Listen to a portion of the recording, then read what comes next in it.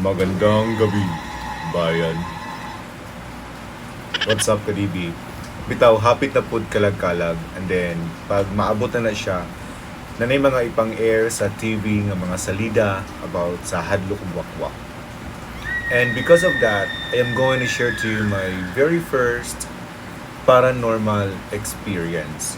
Actually, daghan akong mga nagyan, pero this one I think is isa sa mga pinaka-hadlok.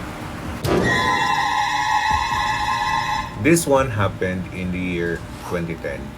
Nakitulog ko sa balay sa kuang friend ato. And that was like 6 p.m.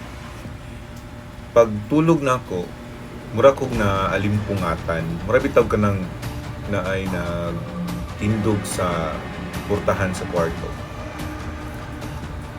I didn't know if kwanto siya kaning urom or naabag ito siya. Basta all I could remember kay naaji tao nga nagtindog na nagtanaw sa while I was sleeping.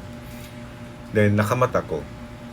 Pagmata na ako, na ako'y nakita nga pair of kanabitang shoes sa sundalo, kanang combat shoes nila. And I was wondering, before ko natulog ana silahang kuan sa bed, kay walay combat shoes dito.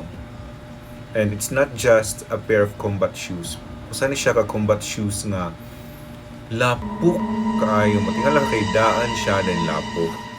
And again, before ko natulog ato, wala ni sa ilahang kwarto. So I saw it nasa corner. Mauto na hadlo ko gamay na ako'y kakulba ni dagan kong dali-dali. Gipagitan ako akong amigo. And I asked him, kinsa tong kwan dito ka ng combat shoes? And then he answered, wala day combat shoes sa room. Nakuna, medyo ko'y nakita nga combat shoes, karaan, then lapo kaayo. So it's like, used for a long time nga, kanabitang daan na gid siya. Dayon, ako siyang gidala no, sa ilahang kwarto. Pag ato na mo dito, kay wala na ang combat shoes. I could really say that it was really a paranormal experience kay the feeling was really very different. Then I learned also from the people in their place sa ilang area nga kanang lugara daw kay dati talahiban, and then apoy chika nga daghan daw dana og mga kuan kanang mga dead bodies, no, nga pang salvage ba to, pang labay ning anak.